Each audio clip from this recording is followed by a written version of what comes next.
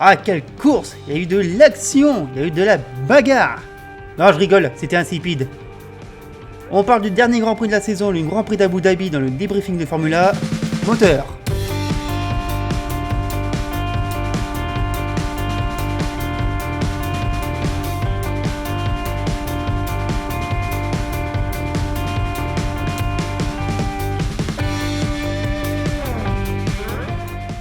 Salut tout le monde, ravi de vous revoir pour une dernière fois dans cette saison 2020 de Formule 1, une saison totalement atypique, totalement chamboulée par la crise sanitaire liée au Covid-19, une saison qui n'a même pas failli voir le jour, on va pas se mentir, et heureusement on peut dire merci à la F1, la FOM, Liberty Media, la FIA, d'avoir réussi à organiser une saison très intense, 17 Grands Prix, avec des restrictions sanitaires très élevées, mais voilà, qui ont pu permettre à la Formule 1, aux équipes de Formule 1, aux pilotes, de rouler, surtout de vivre et survivre dans cette année vraiment particulière. Je pense que cette saison 2020, on s'en souviendra. Sauf de la course dont on va parler. Ah, franchement... Ça va vous y a pas marqué Domios sur le côté Ah là là, bon allez, on va en parler de ce Grand Prix d'Abu Dhabi sur le circuit de Yas Marina qui accueille cette finale de saison en continu depuis 2014.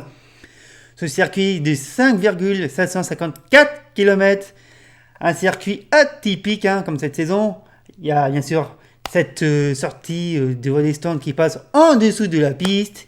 Et aussi cette hôtel qui passe au-dessus de la piste. Le circuit est très sympa. Et franchement, si tu retires la piste et que tu rajoutes des avions, ça ferait un jeu d'aéroport. Bon, en résumé, personne n'aime Abu Dhabi. Pour ce manque de spectacle et surtout de dépassement. Bon, on en a quand même des dépassements, mais... En fait, si on y va, c'est parce que le contrat... C'est du béton. Ouais, à la Tony Glandil, autant le dire. Et franchement, si on doit vraiment garder une course depuis le début, depuis 2019, il y a peut-être bien celle de 2012, avec cette remontée de Vettel, partie des stands pour finir au 3e. Et aussi la victoire de Kimi Räikkönen, revenu la même année, et aussi de Lotus, 25 ans après la dernière, la vraie équipe Lotus. En plus, à l'époque, c'était avec Ayrton Senna et le moteur Honda D3 en 87. Puis surtout, de ce qu'on retiendra de Abu Dhabi 2012. Enfin, on va quand même essayer de parler de cette course. On va essayer, parce que oui, on s'est ennuyé, on va pas se mentir. On a eu... pas beaucoup de spectacles. Mais... il restait quand même une lutte pour la 3e place des constructeurs. Oh que oui! Parce que avant que débute ce week-end, Racing Point tenait la 3e place avec 194 points.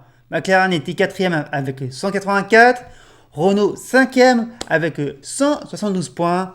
On va pas se mentir, tout se jouera entre Racing Point et McLaren. Est-ce qu'ils vont y arriver? Surtout McLaren à passer devant Racing Point. C'est ce qu'on verra en fin de vidéo, oui. Et puis surtout, il y a ce retour de Lewis Hamilton dans le paddock qui s'est remis du Covid-19. Enfin, qui s'est remis pas à 100%, on va pas se mentir. Bref, il est revenu au volant de la Mercedes ce vendredi. Donc du coup, George Russell de retourner chez Williams. On peut dire que ses supporters l'ont très bien compris, l'ont très bien pris. Ils ont bien compris que Hamilton revenait, que Russell devait retourner à Williams. Pas du tout. Bref, on va quand même parler de ce Grand Prix. Oui, on va vraiment se faire violence pour en parler. Et on commence par les qualifications. On y va. Les qualifications. Allez. Elles étaient ennuyeuses, on va pas se mentir. Et pourtant, on a eu quelques moments à retenir, comme la main de Verstappen qui est resté coincé à un moment dans son cockpit. Ouais. Alors, je sais pas qu'est-ce qu'il allait faire avec sa main à ce moment-là. Est-ce qu'il a voulu éteindre son téléphone, hein, c'est interdit ça déjà. Est-ce qu'il a voulu faire un réglage ou... On sait pas. Mais bon, oui, ça a été un peu cocasse de voir Verstappen connaître ce souci. On a vu aussi Hamilton qui s'est pris pour Tony Hawk à un moment. Hein, la saucisse est plate, comme dirait Jacques Villeneuve. D'ailleurs, si vous avez compris ce code, hein, marquez-le en commentaire parce que nous, on cherche toujours. Hein. Et même Latifi qui s'est fait une belle peur avec une belle équerre. Très bien contrôlée là-dessus, on va pas se mentir. Très bien, mais... Et puis donc, la pole promise aux Mercedes. Hormis au Grand Prix de Turquie où on a vu Lance Stroll. Enfin, techniquement une Mercedes, hein, pour ceux qui veulent toujours chercher la petite bête. Non, non, cette pole promise au constructeur bavarois, eh ben non, elle va revenir à Max Verstappen qui va la signer, sa seule pole de l'année pour le pilote hollandais, la 3e en carrière et la 63e pour Red Bull. Devant Valtteri Bottas qui a su passer Lewis Hamilton dans les derniers instants, devant Lando Norris surprenant 4e, suivi de Albon, Sainz, Kvyat, Stroll, Leclerc et Gasly. Avec une grille qui bouge un peu vu que Gasly et le Renault vont gagner une place suite à la place du pénalité de Leclerc. Ça, c'est l'accrochage avec Perez au Grand Prix de Sakir. Devant son coéquipier Vettel et les Alfa Romeo.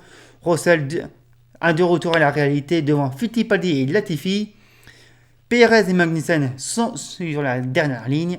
Et ça, à cause de nouveaux éléments sur leur moteur. Et surtout, c'est la première fois de l'année où les pilotes de la Q3 sont rassemblés dans la même seconde. Bon, il y a quand même de l'écart, mais voilà, c'est à noter. Enfin, c'est à noter, c'est à nuancer aussi parce que pour le GP de Sakir, hein, c'était pareil niveau chrono.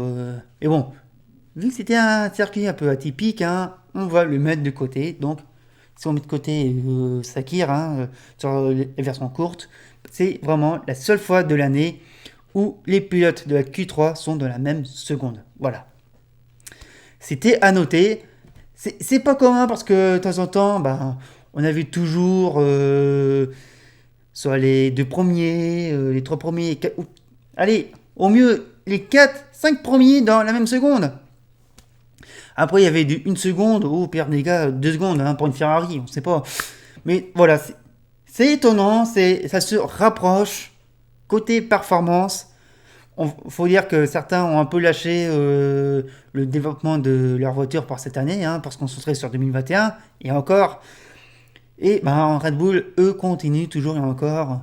Et même, voilà, et même si l'année prochaine, on aura les mêmes voitures, c'est peut-être un indice d'un rapprochement de performance des voitures en qualification.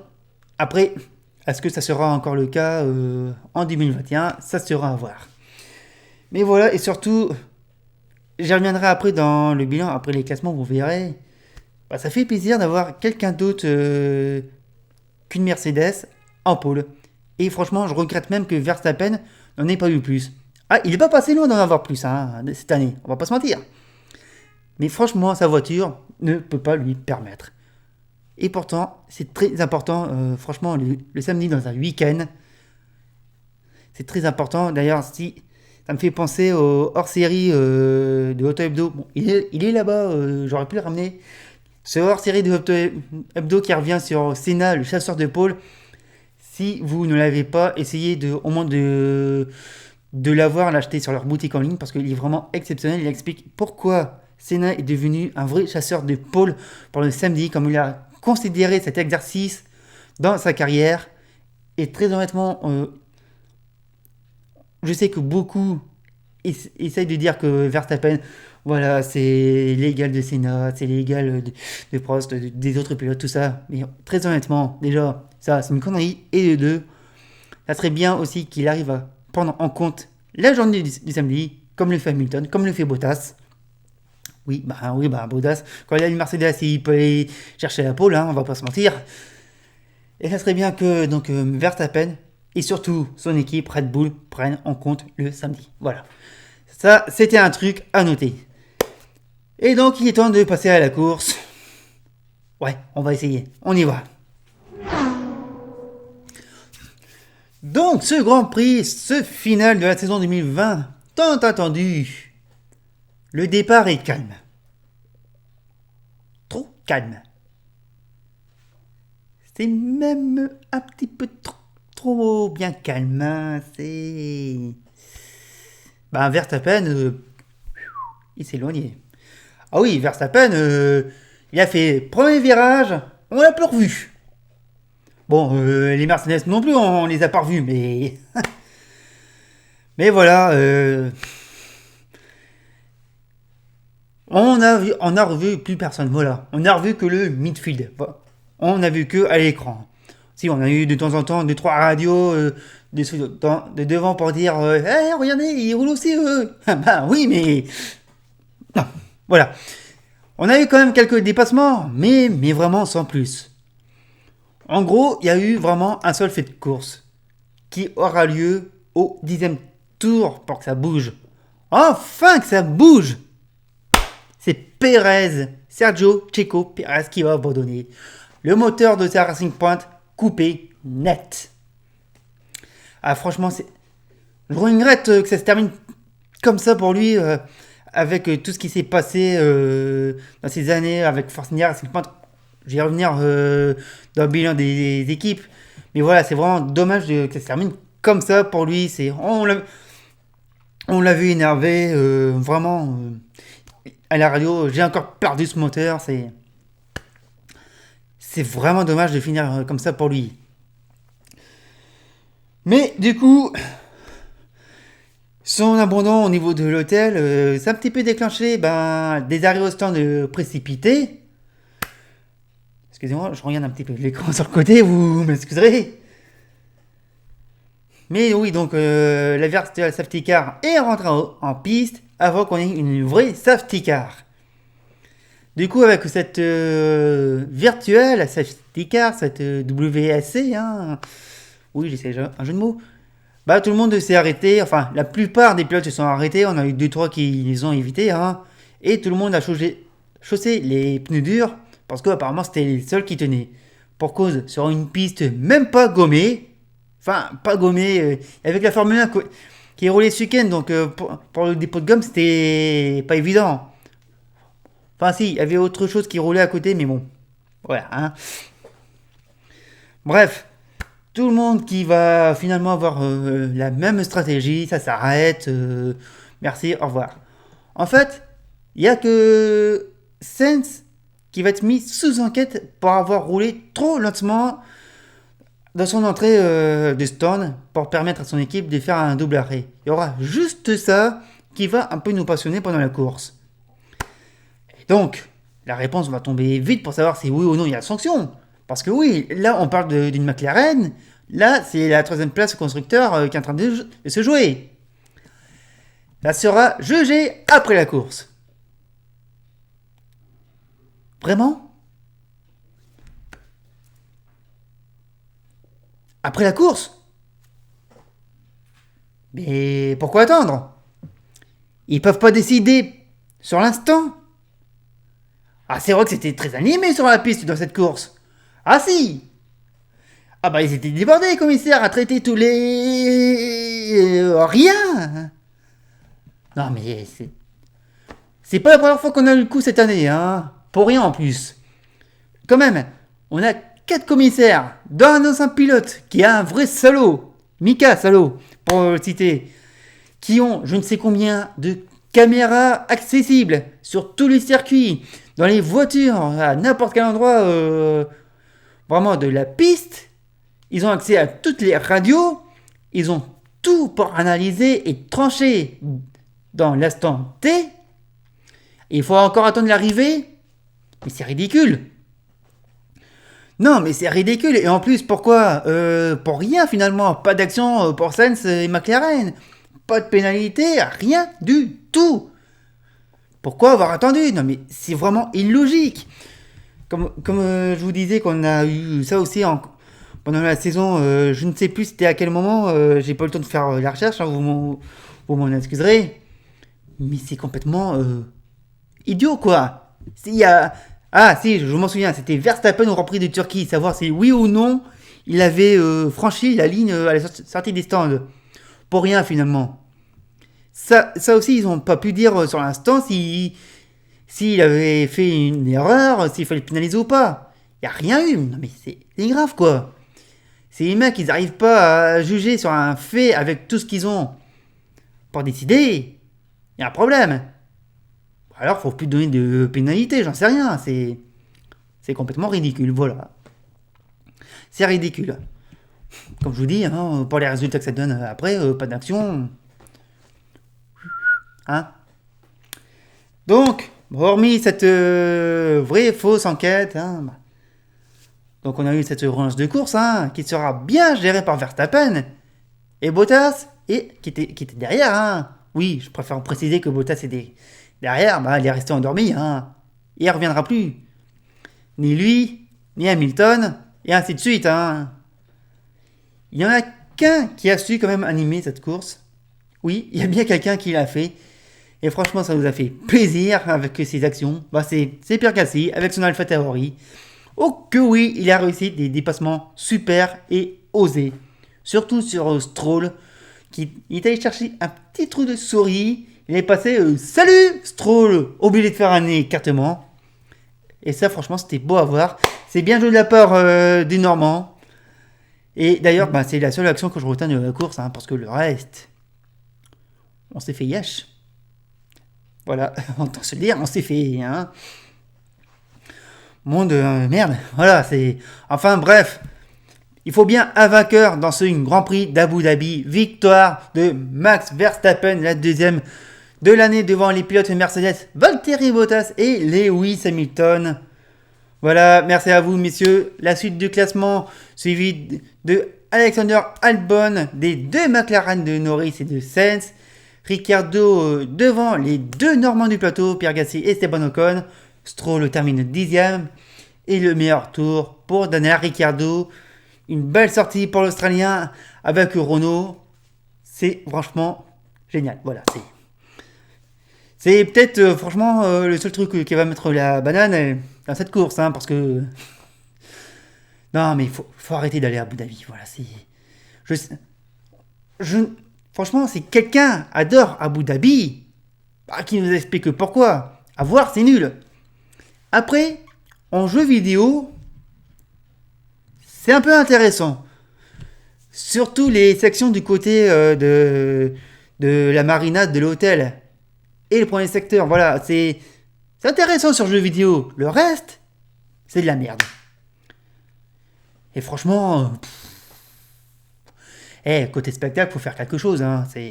Enfin, chaque année, disons, on va faire quelque chose pour le spectacle. Ah oui, vous allez faire quoi sur la piste? Ah, sur la piste, rien. Par contre, on va rajouter des feux d'artifice.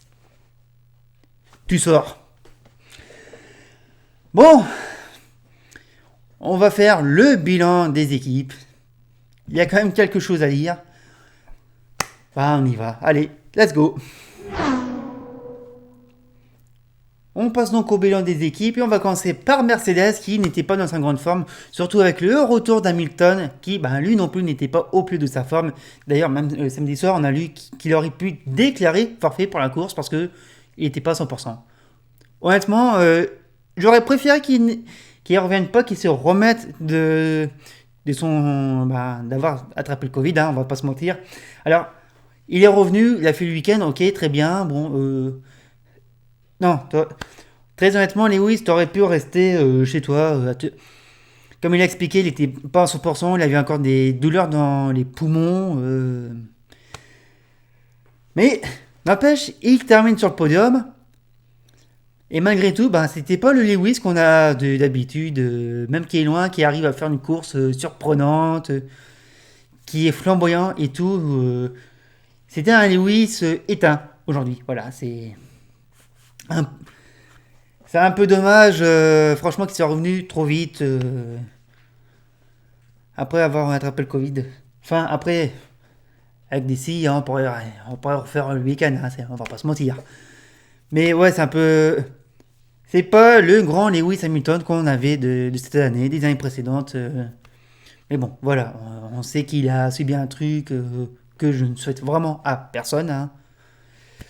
Et bon, bah voilà, il a voulu revenir, il a tenté. Troisième, c'est pas cher payé. C'est. Mais voilà, il a essayé. C'est. Tout comme Valtteri Bottas qui a essayé donc bah, d'essayer d'avoir la pole. Hein, c'est. Il était là, Valtteri Bottas. Je pose la question parce que. Après. Non, non, Bottas, non, il était pas là en course. Il était là vendredi, samedi, en course, plus là. Il s'est fait carrément endormir par Verstappen à la relance. Il sera pas revenu. On a même tenté d'essayer de faire croire qu'on allait l'arrêter pour essayer de piéger Verstappen. Non, c'est. Et honnêtement, j'ai rien à dire sur Bottas, ni sur Hamilton, ni sur Mercedes. C'est regrettable, hein. C'est regrettable. Enfin, c'est regrettable pour eux, hein. Enfin, bon, après, c'est les champions du monde. Ils ont archi dominé la saison. Voilà, on peut pas revenir dessus. Par contre, c'est pas une excellente, c'est pas une excellente course pour eux. Voilà, c'est de très loin, de très loin. Voilà. Par contre, il y a Red Bull qui, eux, enfin, grâce à Max Verstappen, ils ont réussi à faire tomber Mercedes en qualification. Et ça, c'est très bien payé. Et surtout, il y a eu une bonne course de Verstappen en tête du début jusqu'à la fin. Même une course intelligente de sa part parce que à un moment, il a demandé si on pouvait baisser un peu la puissance du moteur. Enfin, pas la puissance du moteur thermique, hein, ça c'est figé. Hein, les modes moteur, on peut plus les changer. Mais par rapport au système de récupération d'énergie, s'il pouvait avoir une version un peu plus soft de, de cette partie, on lui a dit non, pas question. Bon, bah voilà. Et au moins, c'est bien, il a essayé de régler, de régler cette partie-là de la course. C'était très bien. Bon, par contre, son concurrent, ça, c'est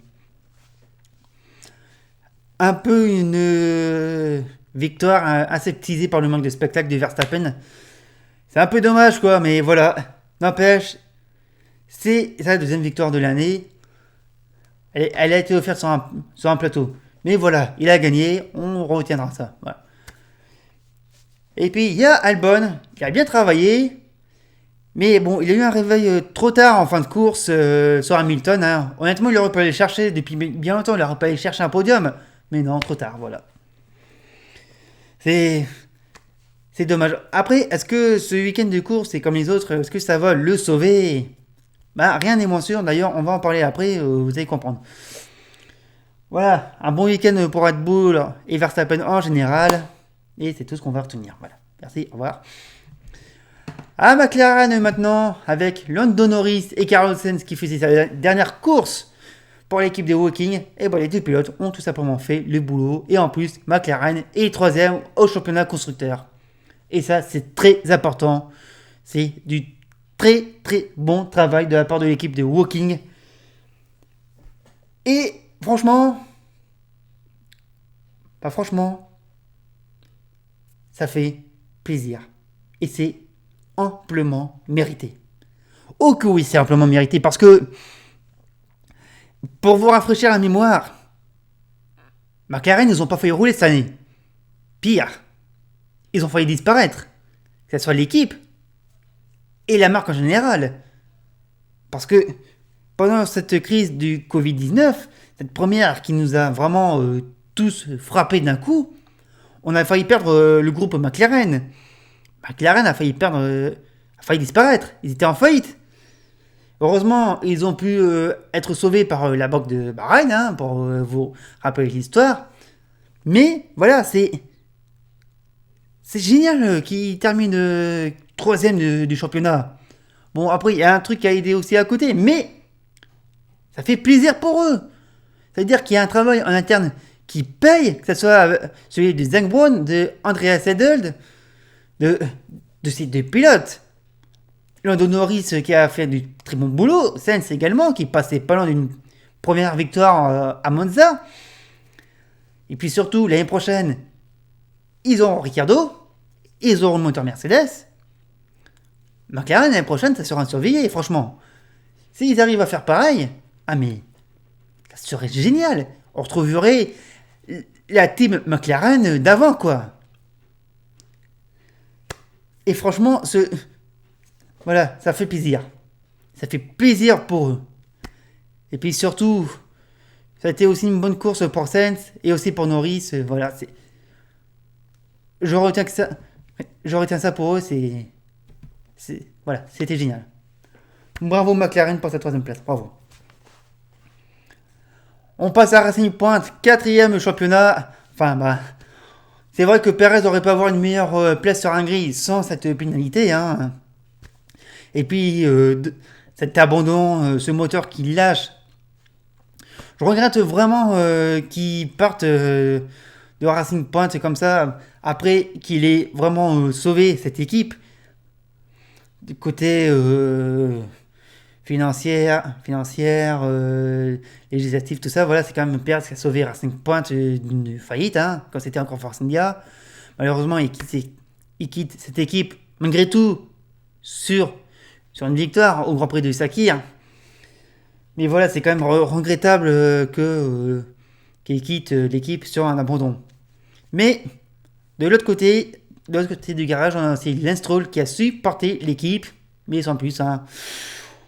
On va pas se mentir, hein, il n'aura pas vraiment réussi à porter l'équipe comme il aurait fallu dans cette course. Hein. Mais voilà. Voilà, Racing Point qui termine quatrième du championnat avec sa Mercedes rose. Hein. Oui, on va aller quand même jusqu'au bout parce que n'oubliez pas que cette polémique autour de cette Mercedes rose, hein, ça leur a coûté 15 points. Avec ces 15 points, ils avaient la troisième place. Alors, ils auront quand même tenté un pari après avoir cette Mercedes sans être une Mercedes. Ça a été très bien joué.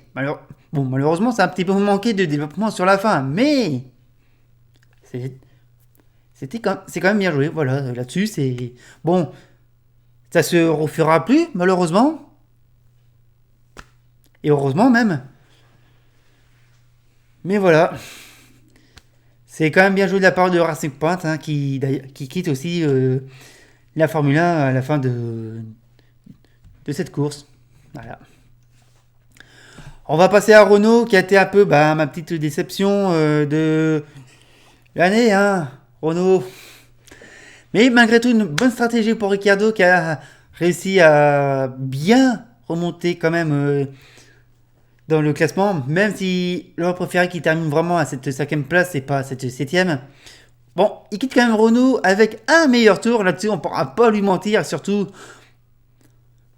on ne pourra pas aussi leur reprocher d'avoir aidé Renault à progresser dans ces 2 années. Franchement, Ricciardo, c'est celui qui a sauvé Renault de la Formule 1. On va être franc. Et puis surtout, il a eu cette très bonne course, ce meilleur tour pour être pour partir sur une bonne note. Ça a été génial. Et puis, il y a aussi Ocon qui a fait une excellente course. Bon, il partait un peu loin, mais il a réussi à chercher quelques points. Voilà, Renault, j'ai quand même un bilan un peu mitigé, mais ils ont été quand même là et je regrette vraiment qu'ils aient pas eu cette 4ème place. Franchement, ils arrivaient à jouer la 3ème place, hein. Limite, ils auraient pu, mais pour moi, j'aurais vraiment voulu qu'ils terminent 4ème. Bon, ça va pas marcher, mais c'est de bon augure pour 2021. J'espère. On passe avec Ferrari, et Ferrari est resté Ferrari jusqu'au bout. Rien à attendre de cette année, à part des arrêts au sol qui se sont bien passés, hein. Puis cette histoire d'écrou de roue que j'ai du mal à comprendre. Franchement, voilà. Et puis voilà, Vettel, Leclerc qui termine loin des points, qui franchement ont essayé de porter cette scooter-là comme ils ont pu. Leclerc qui a vraiment fait quelque chose d'incroyable. On a cherché des podiums. Et Vettel qui franchement qui part de la Scuderia, qui a un acte manqué. C'est triste.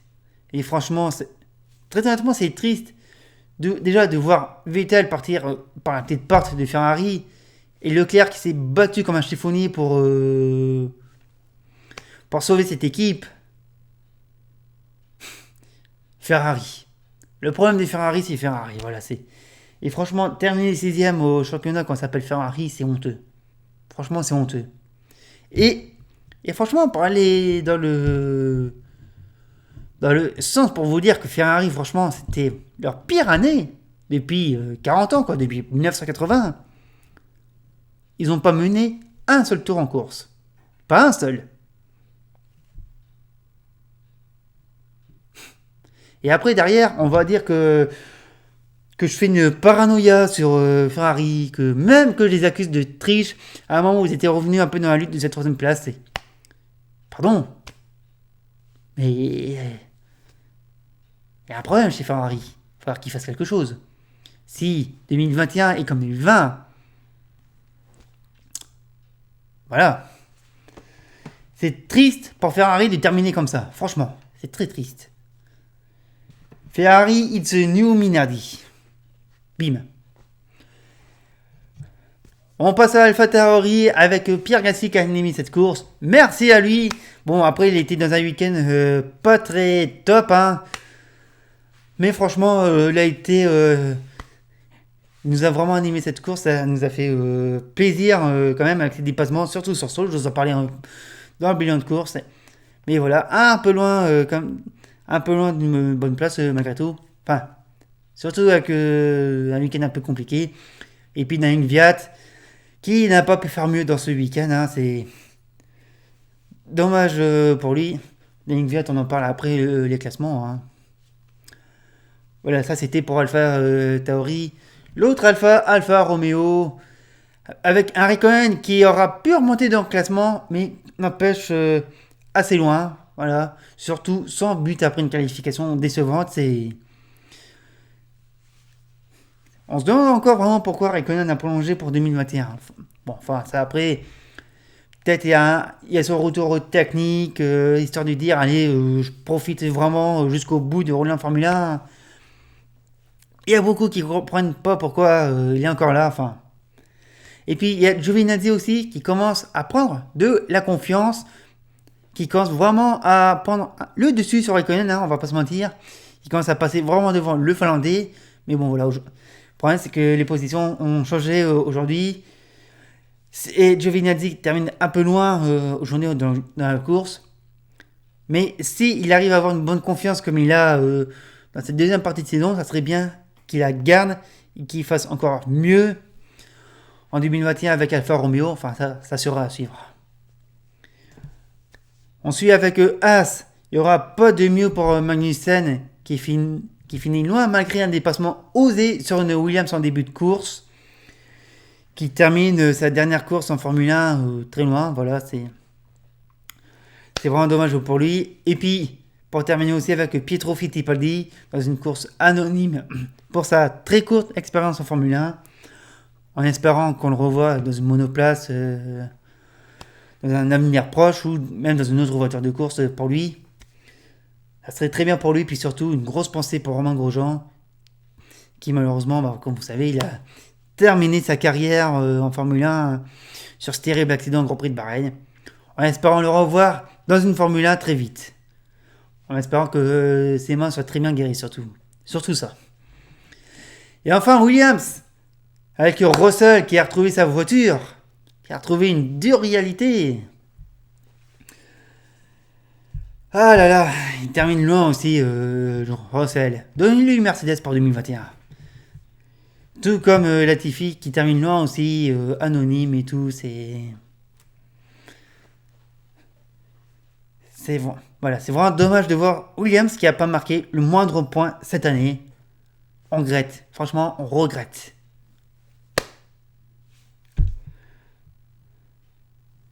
Voilà. Voilà, c'était le bilan, le dernier bilan des équipes. Il n'y a pas d'enthousiasme, hein, on va pas se mentir, parce que franchement, la course, elle nous a vraiment tués. Et voilà, il n'y a pas vraiment d'enthousiasme, hein, vous m'en excuserez. Il est temps de passer au classement. le dernier classement final de la saison 2020. C'est maintenant. Le classement final de la Formule 1 saison 2020, Lewis Hamilton avec 347, Valtteri Bottas vice-champion avec 223 points devant Max Verstappen qui en compte 215, Sergio Perez termine 4ème avec 125 points devant Daniel Ricciardo qui en compte 119, égalité parfaite entre Carlos Sainz et Alex Albon avec 105 points, Charles Leclerc 8ème avec 98 points devant Lando Norris qui en compte 87, Pierre Gasly et Lance Stroll qui terminent avec le même nombre de points, 75 devant Esteban Ocon qui en compte 62, Nico Hülkenberg qui assurait l'intérim de Racing Point 15ème du championnat avec 10 points. Les pilotes Alfa Romeo terminent 6ème et 17ème avec 4 points pour Kimi Räikkönen et Antonio Giovinazzi.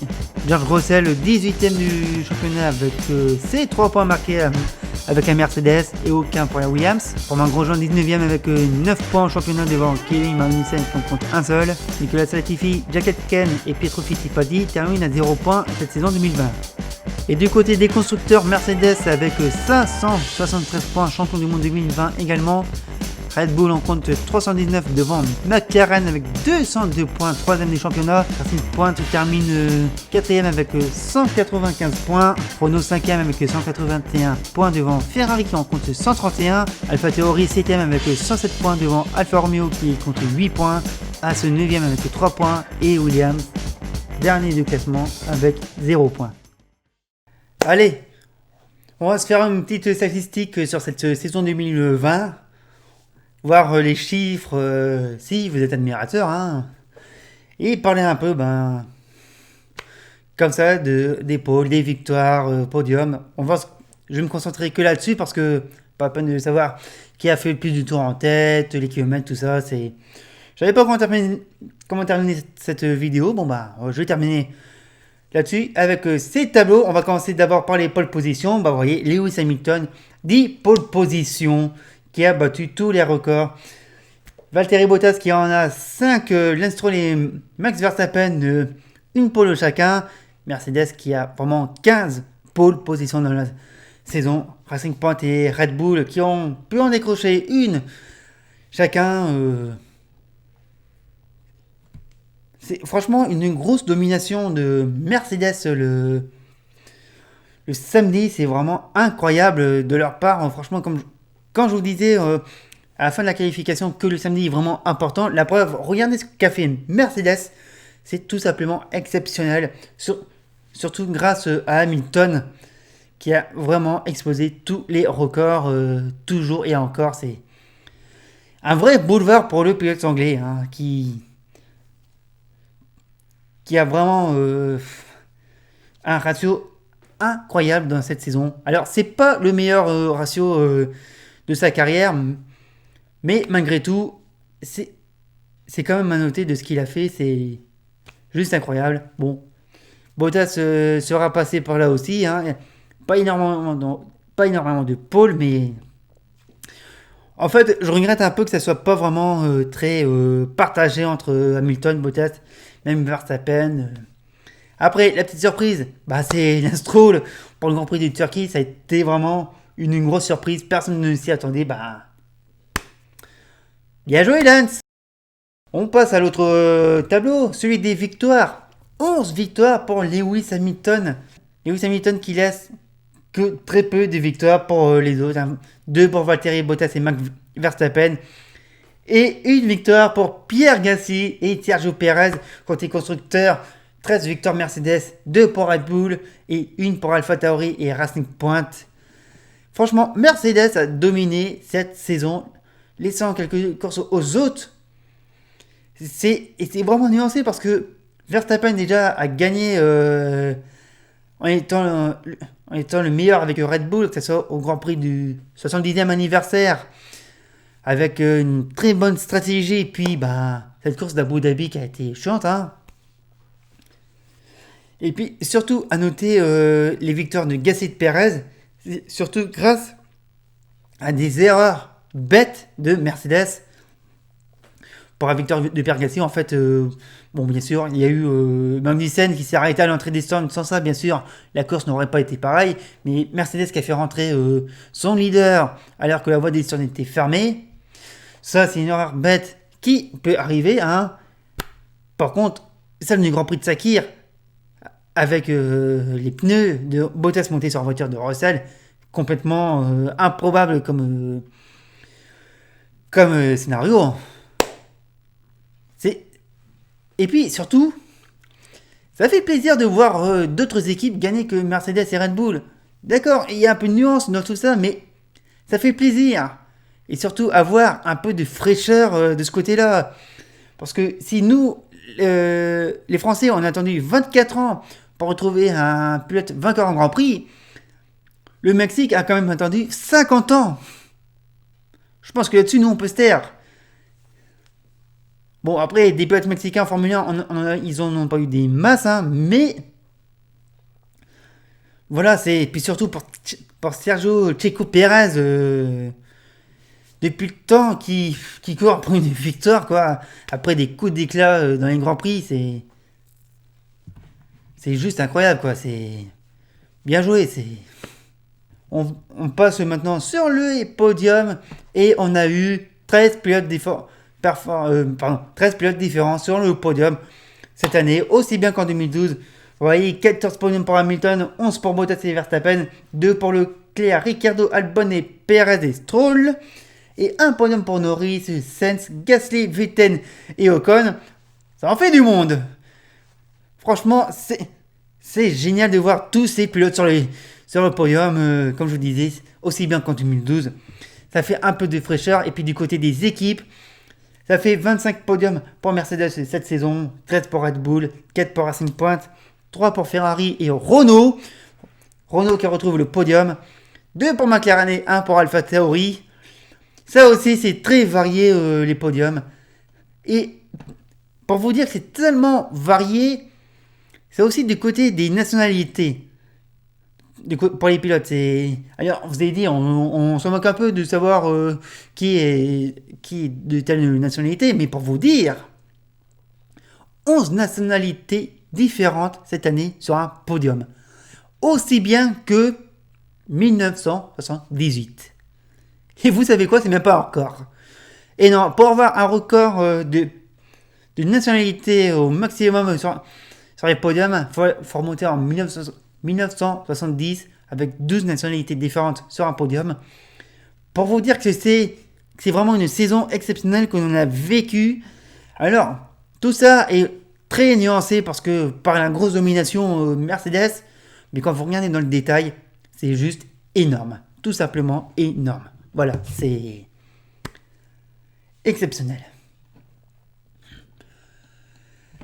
Et puis, pour terminer, on va parler de ceux qui quittent soit la Formule 1 ou leurs équipes. Alors, je ne vais pas parler de Carlos Sainz et de Daniel Ricciardo pour le peu de temps qu'ils sont restés dans leurs équipes. Après, je ne vais pas renier tout le travail qu'ils ont fait de leur côté. Sainz chez McLaren, qui a très bien réussi sa carrière à ce niveau.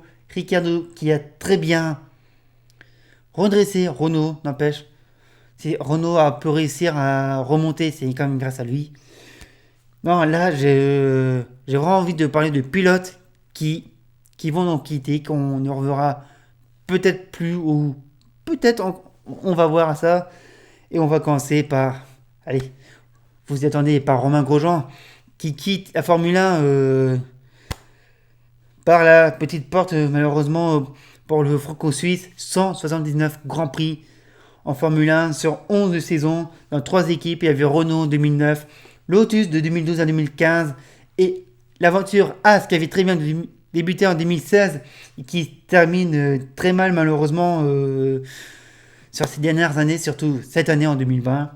Il aura connu 14 coéquipiers. Bon, malheureusement, pas de victoire, pas de pole position. 10 podiums, 391 points marqués. Et très honnêtement, côté victoire, je regrette vraiment qu'il n'en ait pas une. Surtout le Grand Prix du Japon 2013.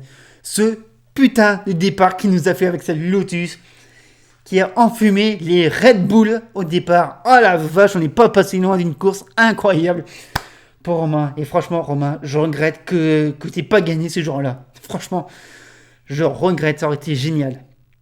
Et puis quand même, Vettel sur sa Red Bull, il aurait pu faire un effort, quoi. Il aurait pu lever le pied, non? Enfin bon. Et puis surtout, il y a beaucoup de choses que je retiens de la carrière de Roman. Il a été excellent. Ok, bon, il a eu sa saison 2012 archi compliquée, on va pas se mentir. Mais n'empêche, ça a été des très bons moments. C'était surtout ce podium inespéré au Grand Prix de Belgique 2015 avec Lotus qui était à ce moment-là dans une merde comme c'est pas permis.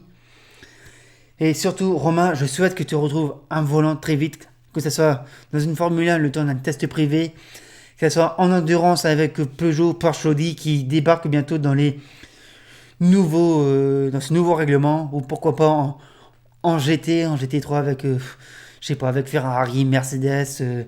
J'espère te revoir un moment dans une voiture de course. Et surtout que ta guérison à tes mains se passe très bien. On a vraiment envie de te revoir, Romain. Il y a un autre pilote qui va nous manquer, ou pas. Bah, c'était coéquipier de Romain, Kevin Magnussen, qui lui aussi s'en va par la petite porte. 119 Grands Prix à son actif sur cette saison. 3 équipes, ça a très bien commencé avec McLaren pendant 2 années. Il est passé par Renault avant de partir chez Haas. Il a connu 9 coéquipiers. Pareil, 0 victoire, pas de pole position. Un seul podium et 158 points marqués en carrière. En fait, ce qu'on va malheureusement retenir de Magnussen, c'est ses frasques. Hein. C'est un peu dommage pour lui. C'est... Ah ouais, Kevin, t'aurais été un peu plus cool, à mon avis. Il aurait pu se passer quelque chose. Mais voilà, c'est...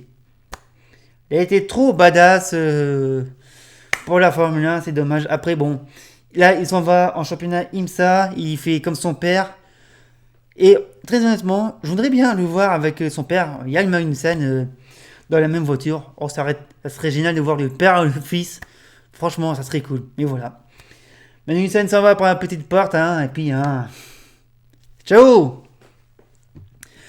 Un autre pilote qui s'en va aussi par la petite porte de la Formule 1 pour la 2e fois.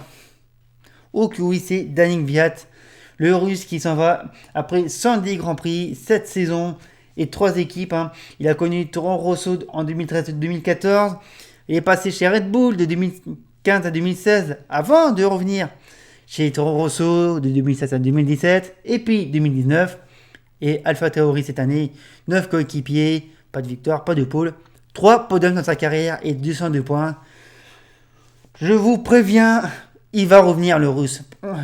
Jamais 203.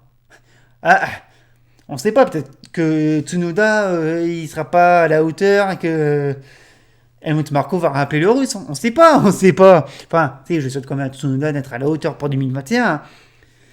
Mais voilà, le Russe s'en va encore par la petite porte pour le fait qu'il a été rappelé. C'est un peu dommage pour lui. J'aurais voulu qu'il ait une autre carrière et qu'on le sacrifie pas. En 2016 à Verstappen, franchement, j'aurais bien voulu qu'il fasse autre chose, mais voilà. Mais voilà, ciao Daniil. Et puis, si tu peux continuer à apprendre le français, ça pourrait te servir. Maintenant, on passe à un autre pilote. Monsieur Sergio Checo Pérez, qui s'en va quand même sur une victoire en Formule 1. 191 Grands Prix, 10 saisons.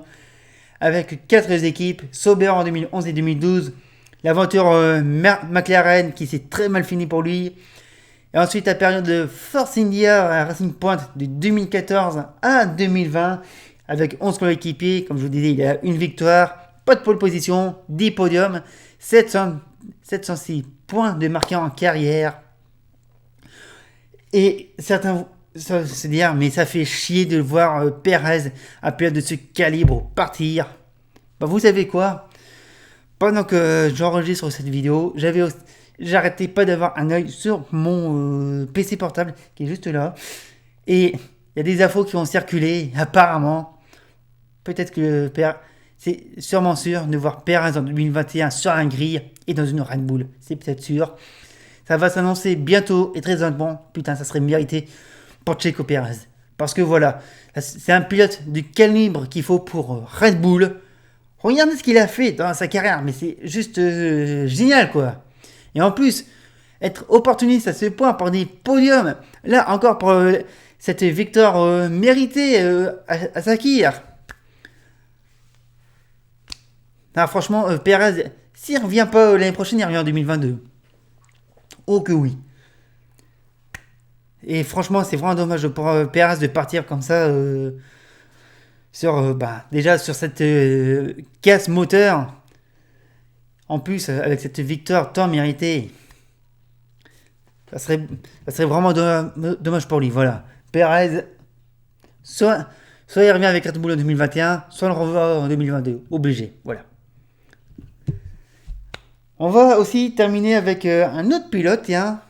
Enfin, on va terminer. Il y a d'autres points derrière.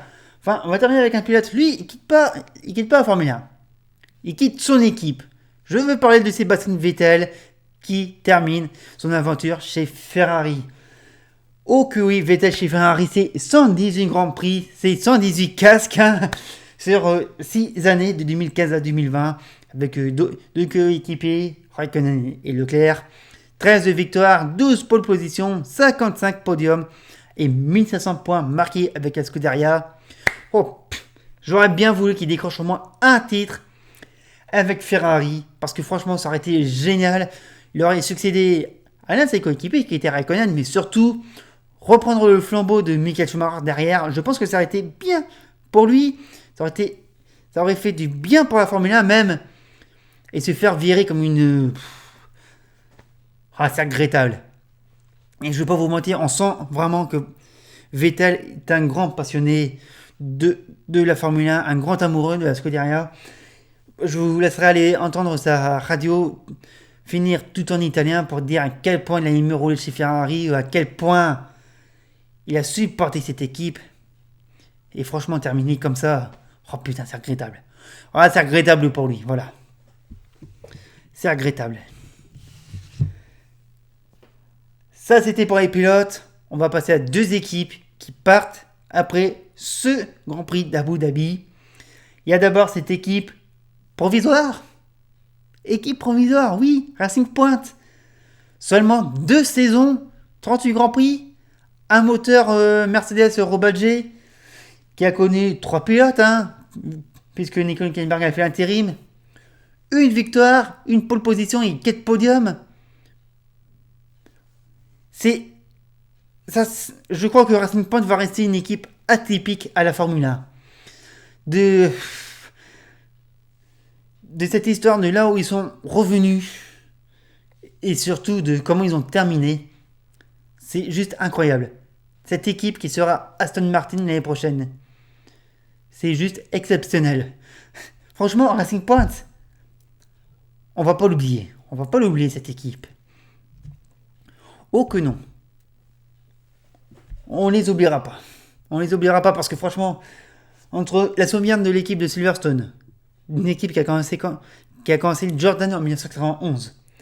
Ensuite, de ce scandale avec cette Mercedes rose qu'on a beau rabâcher, enfin, que vous avez beau rabâcher de temps en temps. Mais voilà, franchement, cette équipe, l'année prochaine, ça sera Aston Martin. Si elle arrive à garder cette même esprit, ça sera très intéressant à voir. Et franchement, pour une équipe provisoire, ouais, je dirais équipe provisoire parce que Racing Point, ça fait rien dire. Bah, franchement, elle a marqué. Et on la retiendra, franchement, on la retiendra. Et puis on va finir avec une autre équipe. Et franchement, c'est peut-être la pire période de cette équipe qu'elle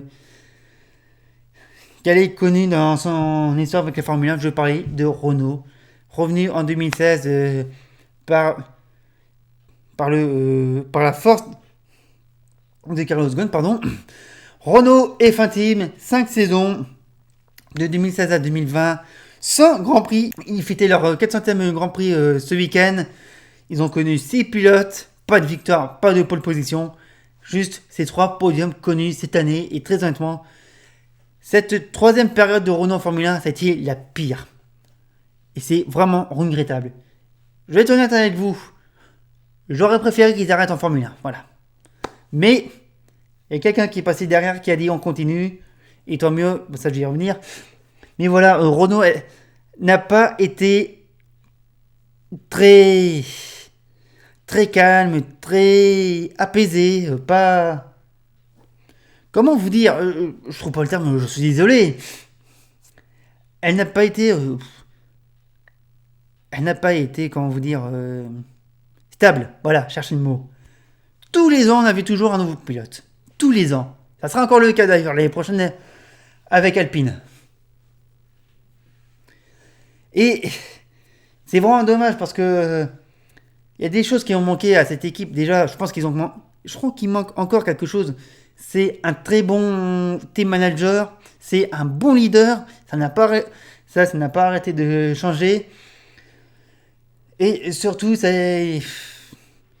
il manque encore quelque chose à cette équipe pour qu'elle reprogresse. Cette année, elle a vraiment progressé là-dessus, on va pas se mentir. Elle a su profiter, mais il manque toujours quelque chose et très honnêtement, c'est vraiment un... Alors, je vais pas dire que je suis déçu de leur saison, je suis un peu déçu de cette période. Ils se sont perdus, ils ont eu du mal à remonter, ils se sont donné des objectifs qu'ils n'ont pas respectés. Je sais pas ce que donnera la voiture Alpine l'année prochaine, comment ça va se passer avec Alonso et Ocon, mais j'espère que cette équipe de Henston et Viry-Châtillon va mieux se porter. Et puis, voilà, honnêtement, Renault, cette année, sort par la petite porte malgré ses podiums inattendus. Ça n'a pas été la meilleure période pour eux. Et franchement, j'attendais mieux. J'attendais au moins une victoire. Pour vous dire. Et j'attends ce qui se passera en 2021 avec Alpine. Voilà. Voilà, c'est là-dessus que se termine cette vidéo. Ouais, c'est là-dessus que se termine aussi le débriefing de Formula. Bon, l'année prochaine c'est encore là, hein. Ça va changer de nom, ça va s'appeler Starter. Hein. Pour ceux qui n'auraient pas vu la vidéo du Grand Prix de Sakir. Et comment vous dire, j'ai juste envie de vous dire merci d'avoir suivi cette saison en ma compagnie, d'avoir pu partager ma passion de la Formule 1 du sport auto comme toujours. L'année prochaine, je reviens dans un nouveau nom, dans un nouveau projet, en espérant que ça vous plaise. Merci à vous quand même de m'avoir suivi, d'avoir donné votre avis sur cette saison à chaque vidéo, et avoir suivi. Merci à vous. Bon, évidemment, je l'entendais un petit peu mieux quand j'ai vu certaines vues, mais voilà. J'espère que ça sera encore mieux en 2021. Surtout, restez vraiment connectés à la chaîne, hein, même si, comme je vous dis, même si elle change de nom en 2021. Le débriefing Starter, c'est à suivre sur YouTube, c'est aussi à suivre sur les réseaux sociaux, le débriefing de Formula qui deviendra Starter. Cette vidéo, vous la commentez, vous la partagez, si vous avez aimé cette course, de ce que vous en pensez de ce bilan de fin d'année. Un grand merci à vous. Puis je vous souhaite le meilleur pour cette fin d'année, de passer de joyeuses fêtes et puis je vous dis à 2021. Merci à vous. Bravo. Ciao.